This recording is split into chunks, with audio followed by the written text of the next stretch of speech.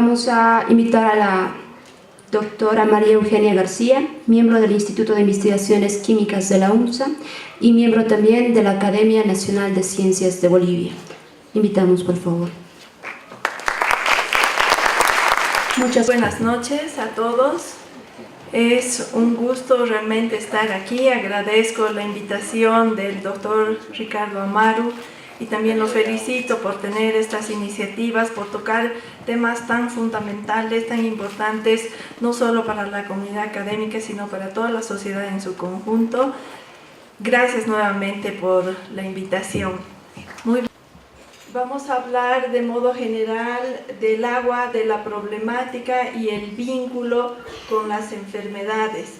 Entonces, agua de consumo y cáncer. ¿Existe riesgo realmente? Tiene compuestos en forma natural. El agua tiene una composición, no solamente es H2O, sino que tiene una composición en forma natural. El agua que consumimos, el agua que nos llega a los domicilios, el agua de las botellas, tiene una composición con elementos que no deben causarnos daño. Sin embargo, hay diferentes factores que alteran la composición normal o natural del agua y esto supone un riesgo para la salud de la población.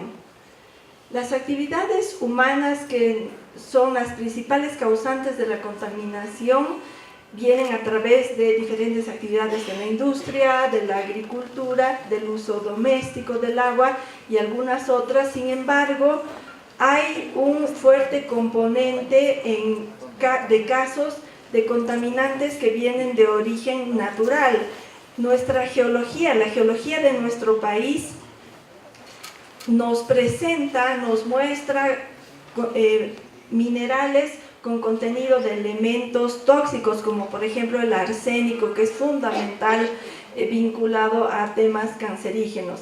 Sin embargo, tenemos también en forma natural plomo, cadmio, hierro y algunos otros elementos. Entonces, la contaminación viene tanto de fuentes antropogénicas vinculadas con actividades humanas como de forma natural. Entonces, ¿cuál es la calidad del agua que consumimos? El agua de consumo debe tener controles rigurosos que nos garanticen que el agua llega segura a nuestros hogares. No hay ahora en la ciudad de La Paz o en todo el territorio nacional instituciones que verifiquen justamente esto, que hagan un monitoreo domiciliario por barrios del agua de pozos, de las aguas embotelladas y puedan informar permanentemente a la población. Es decir, no sabemos cuál es la calidad del agua que consumimos porque solamente tenemos los reportes, los informes de la empresa de agua. El agua es de grifo, si el agua que consume es de pozo, si el agua que consume es de botella o ambas cosas, y conocer la calidad del agua que ha consumido la población. Cuando se combinan estos tipos de información, recién se puede determinar el riesgo para desarrollar una enfermedad en función a los niveles de los contaminantes que se hayan encontrado. Entonces, ¿qué se sabe de los contaminantes del agua en relación al cáncer?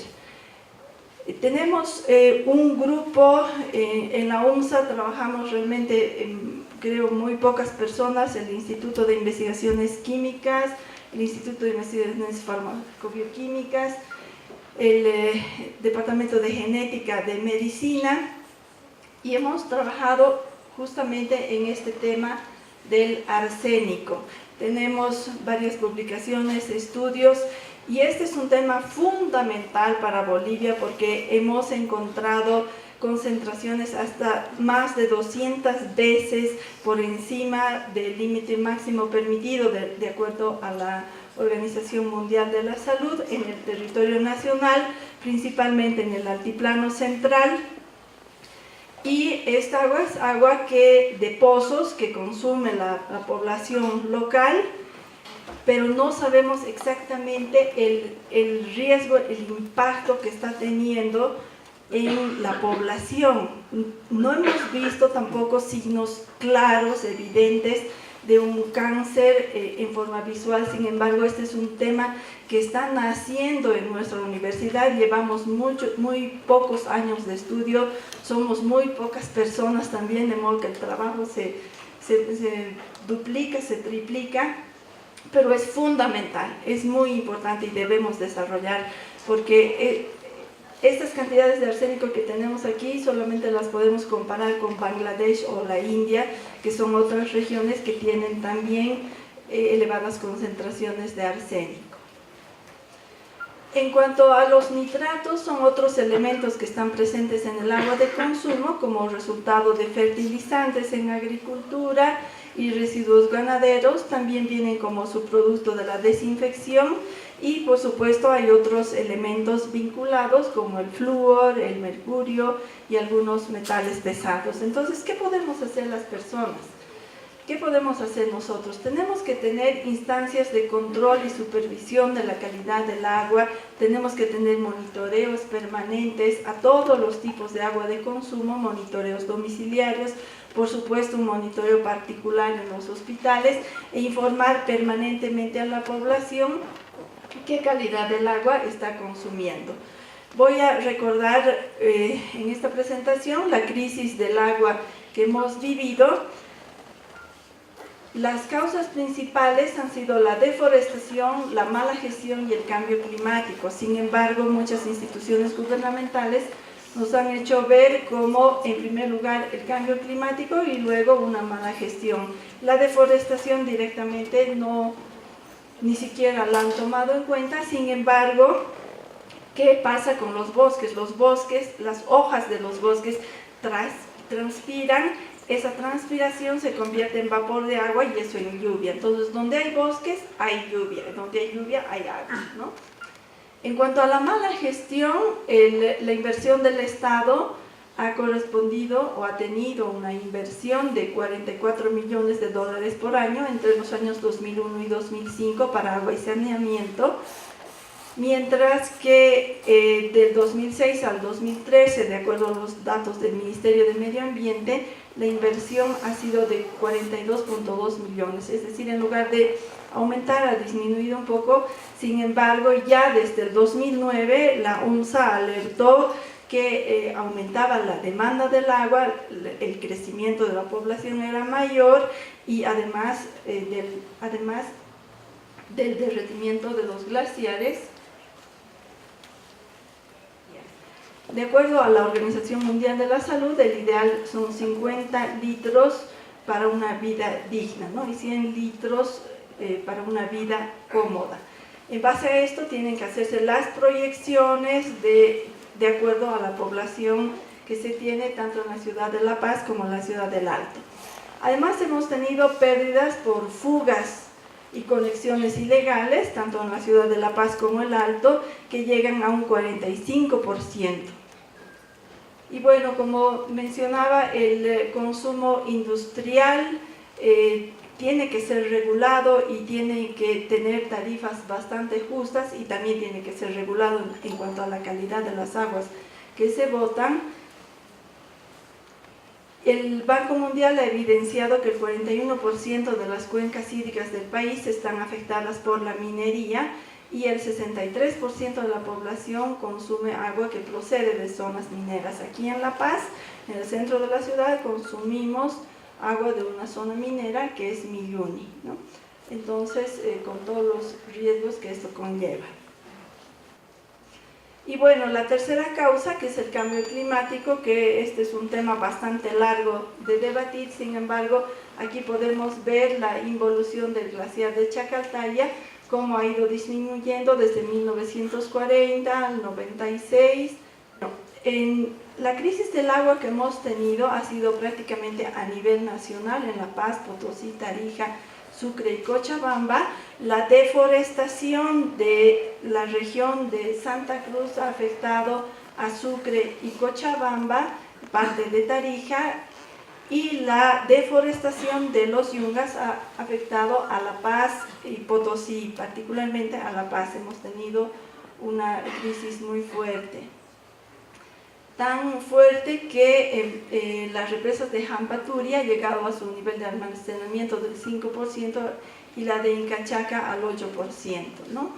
En Jampaturi se han hecho actualmente trasvases, se escucha decir que está rebalsando, bueno, si está rebalsando porque estamos derrochando esa agua, pero no es natural que esté rebalsando, sino es por los trasvases que se han hecho, no es porque haya llovido mucho o porque anden diciendo que se ha bombardeado, que yo tengo mis serias dudas ahí también. La represa de Incachaca aún no recupera, estamos, a pesar de todas las precipitaciones que hemos tenido, actualmente está a un nivel de 35%, ¿no? Entonces, es el esquema de captación y distribución de agua potable.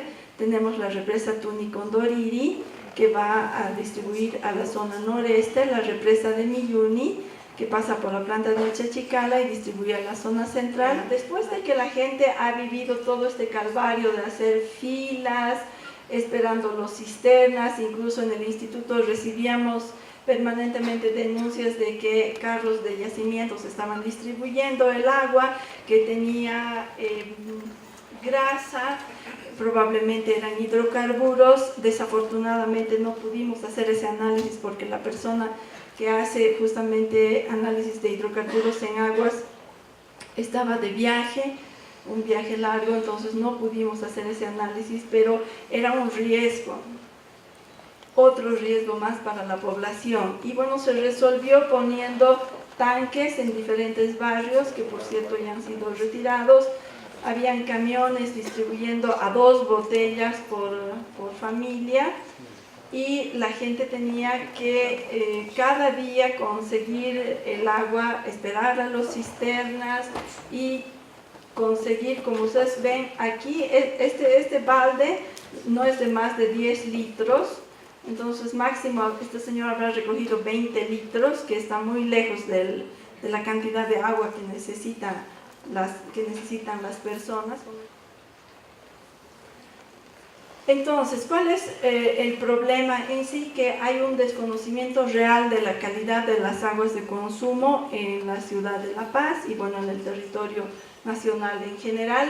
De estos análisis últimos que hemos hecho, hemos encontrado aguas alcalinas, exceso de calcio, de sodio, sulfatos, nitratos, una contaminación fuerte bacteriológica, microbiológica, y del agua que distribuían por horarios en la red tenía un exceso de cloro y de calcio, de modo de que tuvimos también varios reportes de afecciones gastrointestinales, salmonelosis, tifoidea.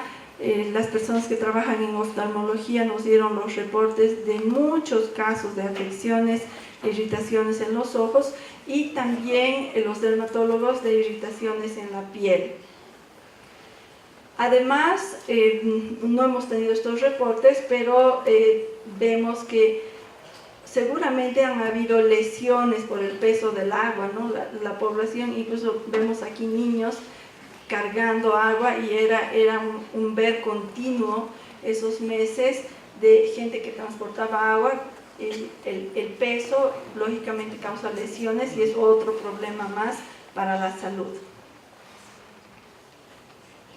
Entonces, ¿cuáles son las recomendaciones? Las recomendaciones es que justamente tener un monitoreo permanente del agua, hacer un control paralelo al que tiene nuestra empresa de aguas, hacer un control de la calidad domiciliario, continuo, permanente, y difundir qué calidad de agua está consumiendo la población. Esta debería ser una difusión constante y permanente. Muchas gracias.